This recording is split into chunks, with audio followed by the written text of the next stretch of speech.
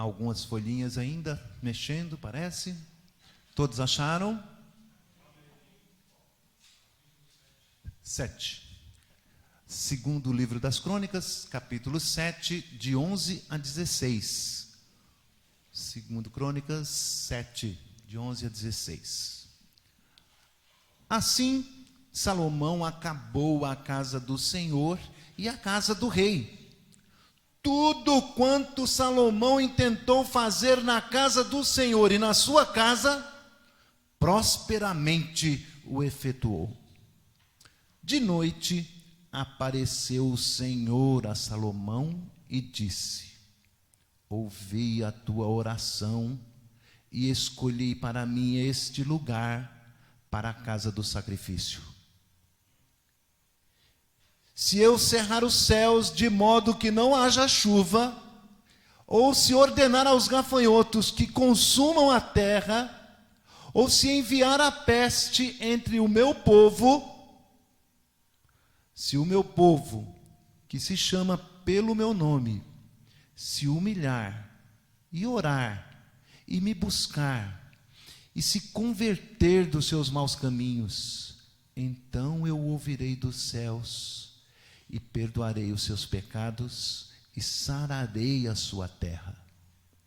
Estarão abertos meus olhos e atentos os meus ouvidos à oração que se fizer neste lugar, porque escolhi e santifiquei esta casa para que nela esteja o meu nome perpetuamente. Nela estarão fixos os meus olhos e o meu coração todos os dias. Vamos orar? Mais uma vez, curve a sua cabeça. Clame ao Senhor. Peça a Ele graça. Dá, Senhor Deus, que o teu servo que fala em teu nome agora seja cheio do teu Espírito para transmitir a tua palavra. Ó Senhor, que neste comentário, nesta meditação, o teu Espírito Santo fale conosco. Revela-te a nós, Senhor Deus. Rogamos, não nos deixe à mercê dos nossos próprios pensamentos. Vem nos transformar, consertar. Vem, Senhor Deus, nos conduzir no teu caminho santo. Nós rogamos, Senhor Deus, por graça e misericórdia, em nome de Jesus. Amém. Irmãos queridos, nós vemos aqui o trajeto da nossa igreja, um breve histórico, e reafirmamos algumas vezes que Deus estava à frente. Não tem outro modo de explicar isto, não é verdade? Não tem outro modo. Deus estava o tempo todo cuidando, sustentando e conduzindo. Quando nós olhamos para esse texto aqui da palavra de Deus, você já deve ter ouvido aí inúmeras pregações a respeito desse texto, e a gente fica olhando Salomão intentando construir, e constrói, e demora cerca de 20 anos para concluir esse edifício. Uma construção magnífica, tremenda. E ele, de certa forma, acho que a gente pode falar assim, né? Orgulhoso. Olhar para o trabalho dele e falar: rapaz, como diriam, né, os discípulos, que obra, hein? Que suntuosidade, que magnificência. Que coisa mais linda, não é? Mas a gente ficou olhando assim: Salomão, meu filho, quem é que estabelece a igreja? Quem é que a dirige? Quem é que lhe dá a provisão? De quem é a igreja? Qual é o seu objetivo? Está fazendo o quê aqui? A gente fica realmente pensando. E ao fim dessa mensagem, nós temos a pretensão de responder essas questões. Então, o tema da nossa mensagem hoje é a igreja, um projeto de Deus. A igreja, vamos repetir? A igreja, um projeto de Deus. A mensagem, numa frase, se você se perder durante a pregação, vai que está cansado, não dormiu à tarde para vir no culto, né? Vai que dá uma pestanejada e não pega uma parte. Se você ficar com isso aqui, ó, você pegou a mensagem toda. Olha esta frase: a igreja é estabelecida por Deus e ela mesma é o meio pelo qual Deus sara a terra e manifesta a sua presença. Tranquilo? Tranquilo, a mensagem está aqui já. A igreja é estabelecida por Deus e ela mesma é o meio pelo qual Deus sara a terra e manifesta a sua presença. Está tudo isso aqui nesse texto. Que coisa linda. Vamos ver?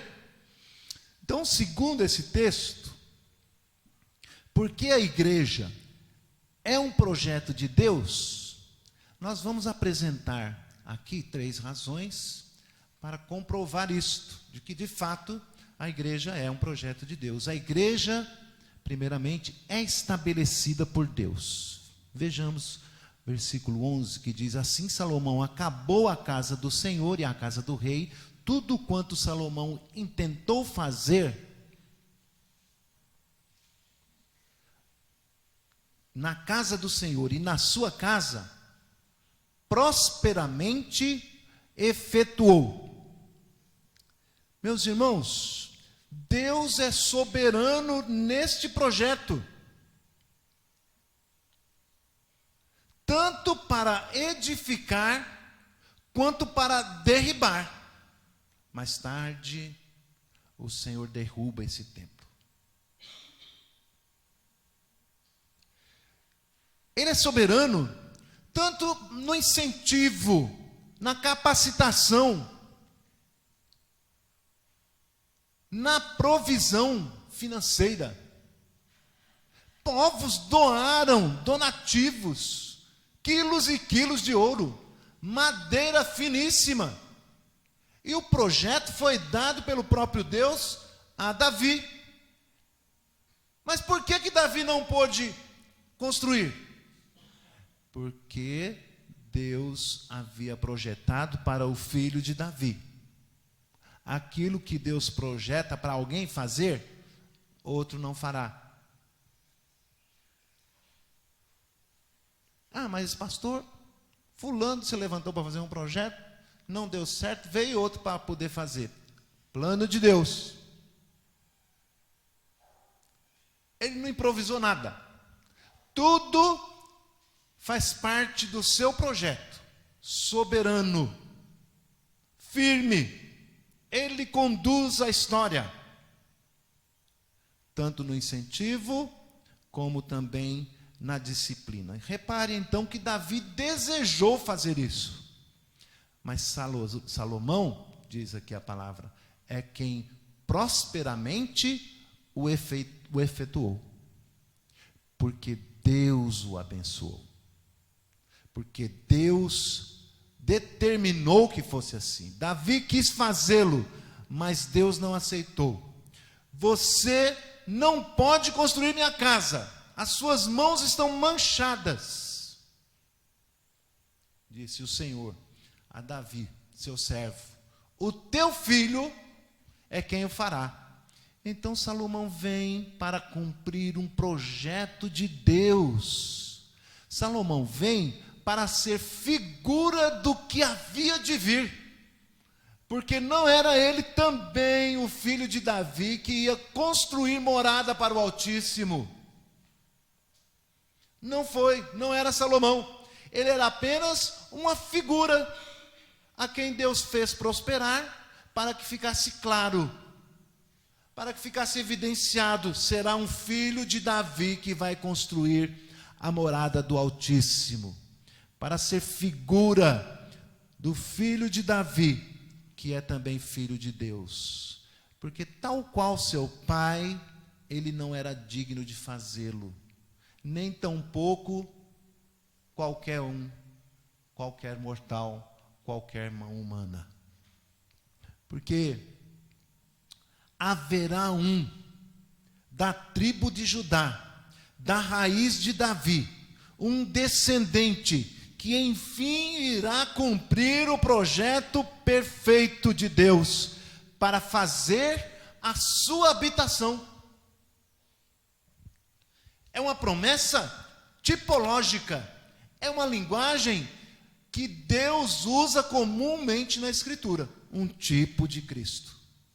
Salomão era um tipo de Cristo, filho de Davi, que ia fazer o templo para a habitação do Altíssimo. Salomão, achando que era ele, precisava então ouvir do próprio Deus a respeito do seu plano, a respeito do seu projeto perfeito, pleno e completo, muito acima do que deste templo suntuoso. Era figura do que haverá no céu. Ele está assentado num alto e sublime trono, inigualável, incomparável. Ele é o Deus Todo-Poderoso, o Deus de toda a terra, o Deus de todos os povos, o Deus do universo. Nada pode se comparar ao seu trono, ao lugar da sua habitação. Precisava ouvir a respeito deste plano, e de noite, versículo 12, o Senhor aparece a ele. Apareceu o Senhor a Salomão e disse: ouvi tua oração, porque Deus ouve, se digna a inclinar os ouvidos a nós, mortais, sujos. Ele se digna ouvir, a dar ouvidos, em bondade, em graça e misericórdia. Ele não tem nenhuma obrigação para isto, ele não tem que fazê-lo, ele é Deus, ele não precisa disso, nem de nada, mas misericordioso que é, bondoso, eu ouço a tua oração, diz o Senhor. Mas precisa esclarecer e já lhe deixar claro: eu escolhi para mim este lugar. Eu escolhi para mim este lugar para a casa do sacrifício, para ser também, é como se ele estivesse dizendo a Salomão, assim como tu, para que esta casa seja um tipo, para ser sombra do que haverá de vir, do que haveria de acontecer mais tarde, mas para que esta sombra seja fidedigna. Este pronunciamento agora, esta frase, fica subentendido para o que vem no verso 13. Para que esta sombra seja fidedigna, é uma conjectura minha. Deus estava deixando subentendido isso, porque ao final deste capítulo, ele vai dizer exatamente isso. Para que essa sombra seja fidedigna, você e o meu povo deverão andar em santidade, deverão andar segundo os meus mandamentos, do contrário, pesarei a minha mão. Deus entraria então em processo de disciplina, soberanamente. É isto que fica subentendido então, quando há o pronunciamento agora no versículo 13, dizendo: se eu cerrar os céus. Não é uma ameaça. Deus não trabalha com ameaça. Ele trabalha com aviso.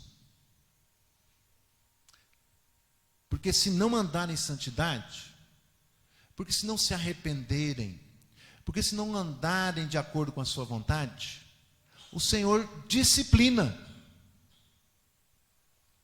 Deus está irado com toda a humanidade, mas tem sido gracioso. ele não tem demonstrado ainda a sua ira na sua plenitude. Ele dá mostras apenas. Mas ao seu povo, aos seus amados, que ele os tem como a filhos, ele trata com disciplina, soberanamente. Se o meu povo se afastar de mim, se eu cerrar os céus, olha o que ele está dizendo. Não é que ele está colocando sob uma condicional. Se eu cerrar, não, se não andar de acordo com os seus mandamentos, ele vai disciplinar e cerrar os céus. A condicional que está aqui, se eu cerrar, está diretamente ligada ao versículo 14, quando diz: se o meu povo que se chama pelo meu nome. Vocês conhecem a questão de lógica, quando diz duas negativas, transforma-se numa positiva. Se eu negar duas coisas, não vai ninguém. Na verdade, estou dizendo vai alguém. Não vai ninguém. Então alguém vai. Eu sei, vocês estão acostumados a falar diferente, né? Mas se eu disser duas negativas, na verdade eu estou fazendo uma afirmação. Não vai alguém, na verdade. Aí ninguém está indo. Não vai ninguém. Então alguém está indo. Deu nó na cabeça, não. Mas duas condicionais se anulam. Se transforma numa afirmação categórica. Se eu cerrar e se o povo clamar, eu abençoarei. Porque está sob maldição. Está sob disciplina. Está sob correção. Se eu cerrar os céus de modo que não haja chuva, na verdade aqui, todo o versículo está afirmando uma coisa: se eu cortar a provisão, se eu cortar o suprimento, se vocês de repente passarem a sofrer necessidade, se eu cerrar os céus, é Ele que manda chover, é Ele que cerra os céus. Manda chover, manda parar. E às vezes a gente olha e faz o nosso programa, né? Vou passear, o aplicativo está dizendo que vai fazer sol semana que vem, tal dia, tal dia, tal dia. Não é assim? Se no dia, no aplicativo estiver mostrando o maior solzão, e o Senhor quiser derramar chuva, Ele derrama. E se estiver dizendo que vai chover, e Ele quiser mandar o sol e cerrar os céus, Ele o faz. Está no seu controle. O homem aprendeu, eu não estou dizendo que isso está errado, ele aprendeu a fazer uma leitura. Seria correto se ele dissesse: parece que Deus vai mandar chuva, pelos sinais que estamos vendo.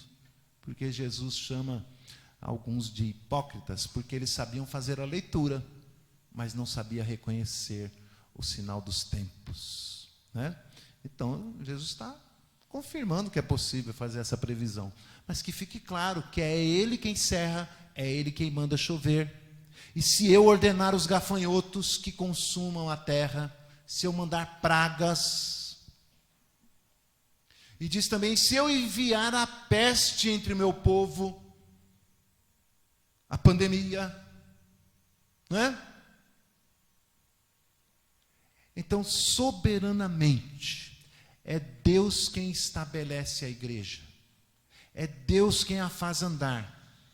É Deus quem a disciplina. Então, ao olhar para a nossa história, falamos algumas vezes nas orações que fizemos e também no pronunciamento histórico, só Deus para ter misericórdia. O Senhor agiu, porque foi cada uma que vocês não acreditam. Se fosse um relato ipsiliteri de cada coisa, meus irmãos, vocês iam duvidar que éramos nós mesmos. que passamos por tudo isso. E a igreja continuou. Por quê? Porque Deus corrige o filho a quem ama. Corrige a igreja a quem ama. Ele sustenta, ele provê, ele cuida, mas também disciplina. E então, ao longo dos anos, passamos por lutas, tribulações, pela disciplina de Deus, para ensinar, para corrigir, para colocar no rumo, né? E Ele o fez. Bendito seja o Senhor. Não nos entregou aos nossos próprios pensamentos, como está escrito lá em Romanos, que Ele amaldiçoou grande parte da terra, entregando-os aos seus próprios pensamentos, humanistas, pretensiosos. Mas o Senhor não fez assim conosco, aleluia. Nos corrigiu, nos transformou. Hoje nós somos mais crentes, podemos dizer, um pouquinho mais santos, andando um pouquinho mais no caminho. Não pense que ainda está bom, não. É preciso, então, atender a este apelo. Mas ainda assim, em disciplina, sofrendo, em meio a este mundo tenebroso, tantas armadilhas, tantas coisas que aconteceram. Às vezes a gente pega aqui um momento como esse, põe aqui o computador para fazer uma projeção, não dá certo.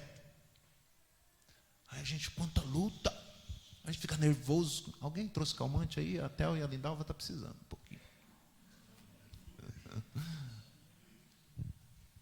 Aí não funciona isso, não funciona aquilo. O som tá bom, fechou. Aí tem gente que diz, meu Deus, vamos orar, que isso é coisa do diabo, que tá, não é?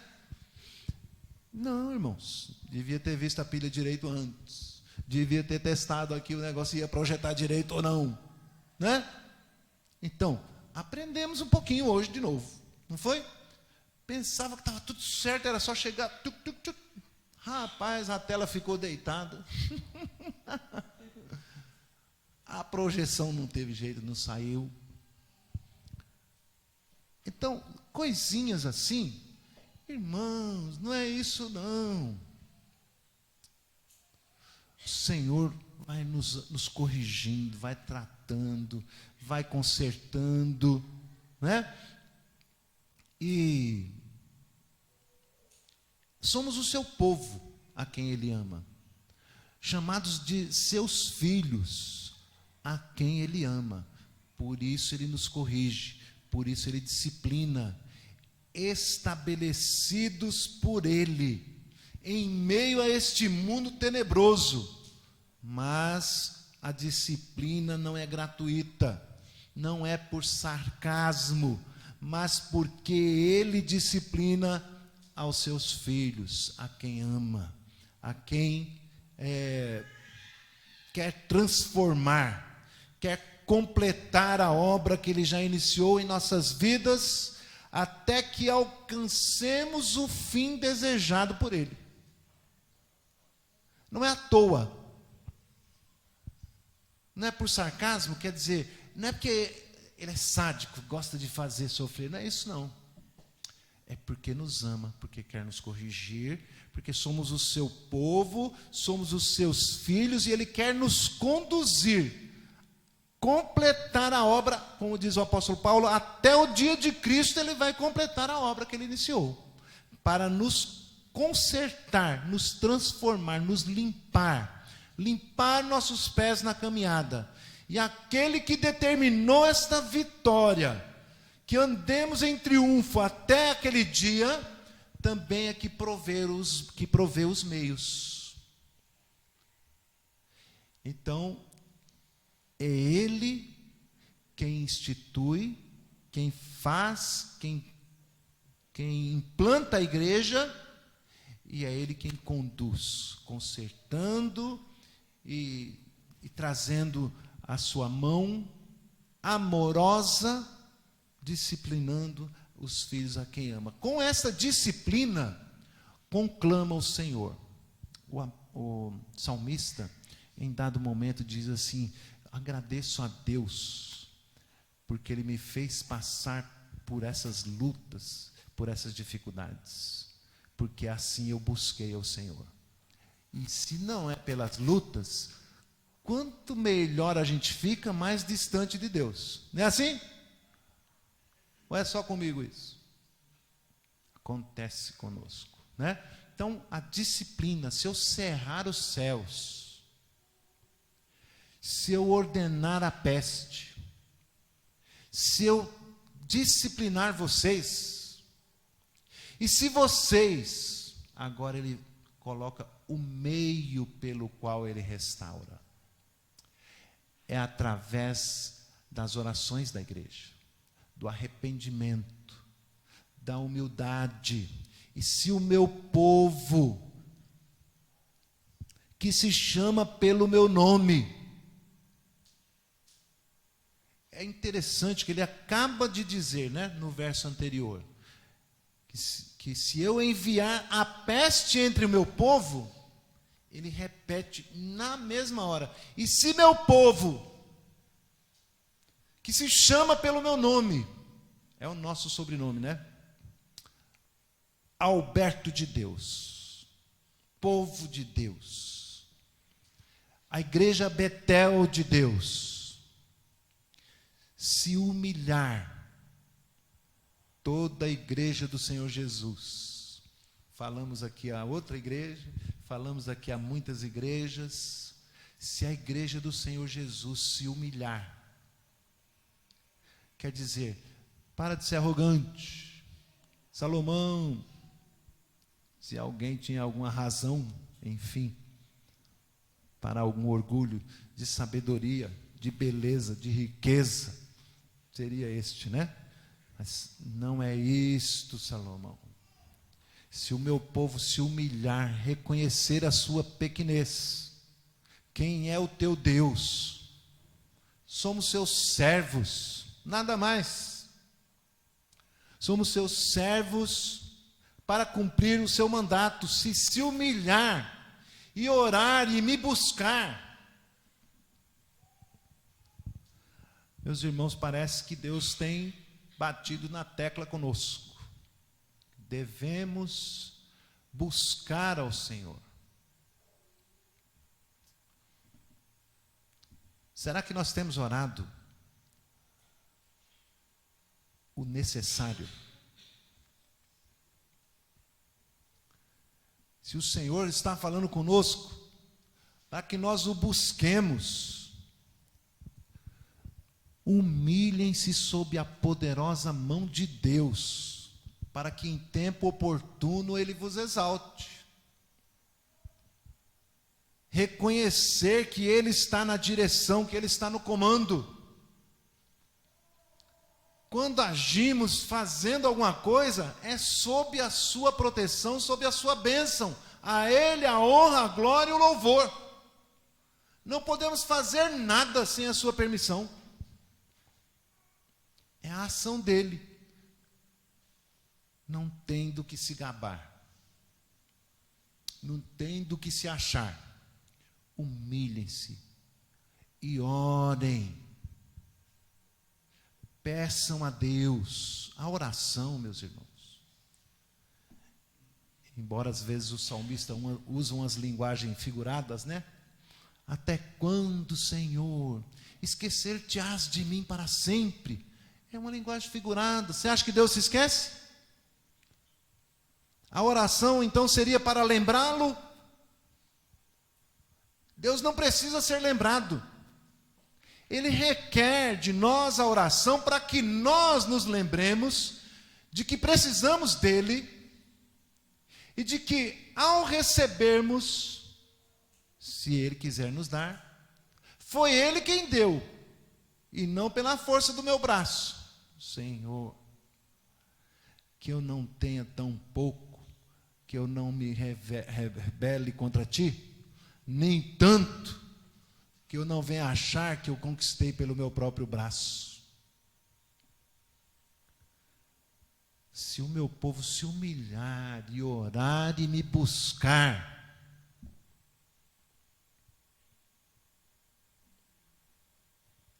e por fim ele diz, e se converter dos seus maus caminhos. É intrigante, é o seu povo, são seus filhos, mas ele diz, convertam-se a mim. Disse aos apóstolos depois de um tempo de caminhada, quando vocês se converterem, como assim? Diz a um povo, a uma igreja, há algum tempo andando no caminho do Senhor, no caminho santo, quando vocês se converterem,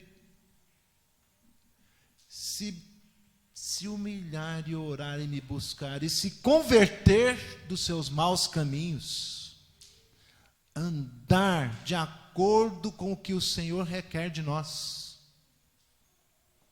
Bendito seja o Senhor Jesus Cristo, que morreu por causa dos nossos pecados, mas não para ser ministro do pecado. Morreu para que fôssemos santificados e andássemos em santidade, se converter dos maus caminhos, mudar a direção, andar em direção a Ele, no caminho santo, segundo a sua lei, os seus preceitos. Então, promete Ele.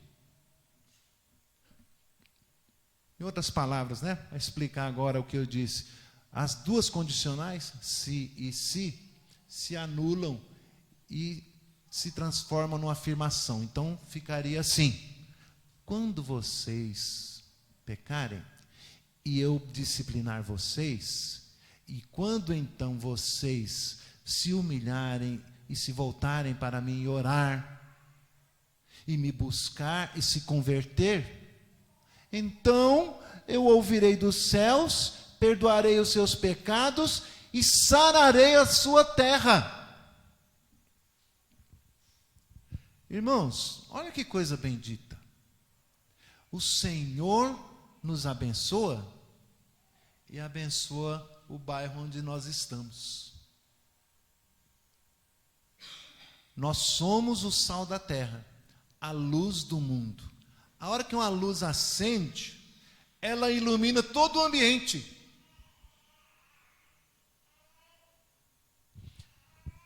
Quando passarmos por esse processo, falando como igreja, processo de disciplina, de correção, de santificação, e o Senhor então pesando a sua mão, a igreja vai buscá-lo. Não está buscando ainda, né? Alguns vão dizer assim, eu estou sim. Mas eu creio que a grande maioria vai dizer assim, de fato, eu não estou buscando como deveria. Estou negligente. Eu preciso atender à voz do Senhor que está mandando eu buscá-lo em oração. Em clamar. O profeta Joel diz para nós chorarmos, jejuarmos, buscar intensamente, clamar pela manifestação de Deus. Então eu ouvirei dos céus e perdoarei os seus pecados e sararei a sua terra. Quando então ele sara o seu povo, sara a terra, é algo tremendo. Nós então vamos ser esses instrumentos de Deus, porque somos formados pelos seus desígnios para um dia de vitória. Este dia é alcançado por meio da oração do seu povo, que se volta para Ele. E em terceiro lugar, Ele manifesta então a sua presença através do seu povo. Ele manifesta a sua graça. A partir do versículo 15, estarão abertos meus olhos e atentos os meus ouvidos à oração que se fizer neste lugar, porque escolhi e santifiquei esta casa, para que nela esteja o meu nome perpetuamente. Nela estão fixos os meus olhos e o meu coração todos os dias. Olha que interessante. Do que ele está falando? A quem ou ao que Deus está se referindo com esta promessa? Que colocará os seus olhos e os seus ouvidos neste lugar. É um lugar mesmo? O que vocês dizem? Se referindo ao templo. Mas nós vimos que o templo é figura de algo maior que iria acontecer. Porque está escrito: não habita o Altíssimo em casas feitas por mãos humanas. Não foi porventura a minha mão que fez todas as coisas? Como é que vocês acham que agora pode me dar de comer? Um lugar para morar? Ele permitiu aquilo, que Salomão construísse o templo, para ser figura de algo melhor, maior, mais grandioso. Diz o profeta Ageu: a glória da segunda casa é maior do que a da primeira. Assim, meus irmãos, não pode ser ao templo, não pode ser ao espaço físico.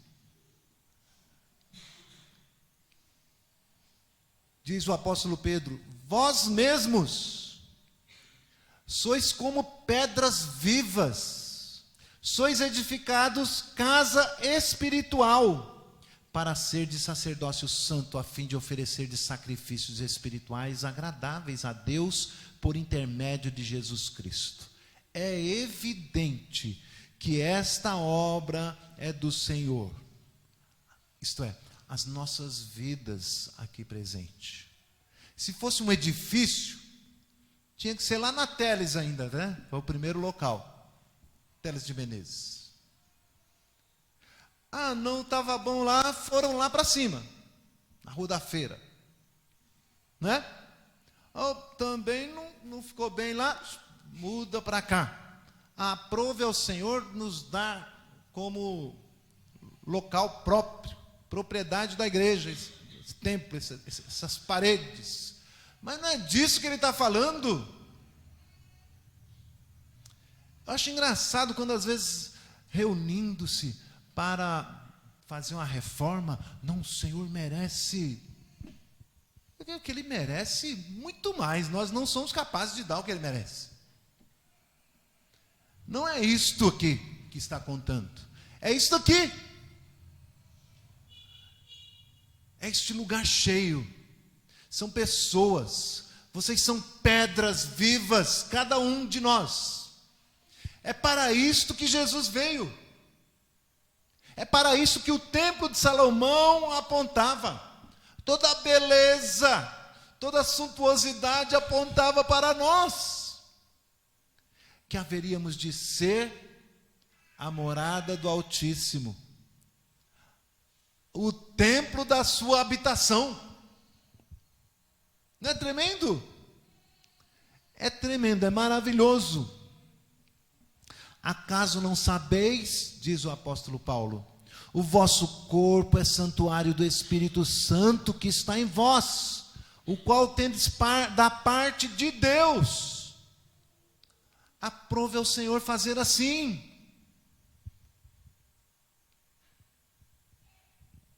É disto que ele está falando. Deus não habita em templos feitos por mãos humanas, porque foi Ele que nos fez, e dele somos. Aprove ao Senhor morar em templo que Ele mesmo fez. Porque eu escolhi e santifiquei esta casa com alto preço, a santificação desta casa. Esta casa que eu escolhi para o sacrifício, o sacrifício de Jesus, a obra que ele fez naquela cruz, entregando-se a si mesmo para nos santificar, pedras preciosas para Deus, a custo de sangue precioso, para que este corpo fosse formado para a habitação do Altíssimo. Tremendo, maravilhoso. É uma figura que ele está usando aqui, uma figura de linguagem chamada antropomorfismo, que significa usar uma figura humana, um atributo humano, uma forma humana para falar a respeito de Deus. Ele não tem olho, ele não tem ouvidos, ele não tem um coração como nós. Mas o texto diz que ele pôs os seus olhos sobre nós. Ele pôs o seu coração. Deus que te formou está ligado a ti, de corpo e alma. O Espírito dele habitando em nós. Neste tabernáculo, ainda que provisório, como lá no deserto, para depois se formar o templo. Agora estamos num tabernáculo, que depois então será recebido o novo templo, a morada definitiva, onde habitaremos com ele para sempre. Ele está ligado, cuidando, vendo as tuas aflições, o teu sofrimento, o teu choro, a tua dor, ouvindo o teu gemido, as tuas petições. Ele está com os olhos postos, vendo tudo. Não temas, é o que ele está dizendo. Eu estou contigo. Eis que estou convosco, disse Jesus, até a consumação dos séculos, todos os dias. Concluindo então, amados irmãos, a igreja, a conclusão é aquela frase que eu falei para você guardar. Você guarda a mensagem todinha. A igreja é estabelecida por Deus e é o meio pelo qual ele sara a terra e faz manifesto a sua presença. O que devemos então fazer, uma vez que sabemos disso? A igreja deve se alegrar, celebrar, alegre, feliz, porque Deus tem usado ela como meio para sarar a sua terra e fazer manifesta a sua presença. Não desanimem. Aquele que te criou também determinou que marchemos em triunfo. E esta marcha, com determinação, ele também determina os meios que vai nos capacitar para conduzir em triunfo. A oração. Orem, busquem, convertam-se dos seus maus caminhos, arrependam-se e volte-se para o Senhor. Então o Senhor ouvirá dos céus e perdoará os seus pecados e vai sarar a nossa terra. Amados irmãos, a aplicação é muito óbvia. Obedeçamos ao que o Senhor está conclamando. Voltemo-nos para Ele em oração. Voltemo-nos para Ele clamando. Clamando pelos nossos filhos. Que bênção. Falei dos tios, falei do neto, que está a filha, e o filho que eu ganhei também. Uma bênção. o Senhor quer que nós anunciemos a eles a sua salvação. Que nós os alcancemos, que nós sejamos esse instrumento. Quando nós orarmos, apresentar a Deus e manifestar a graça de Deus a eles, Ele vai sarar a nossa terra. Ele vai sarar corações. Vai trazer mais pessoas à sua presença. Temos orado o suficiente? Vamos clamar a Deus. Ele é o Deus que cura, que sara, que santifica.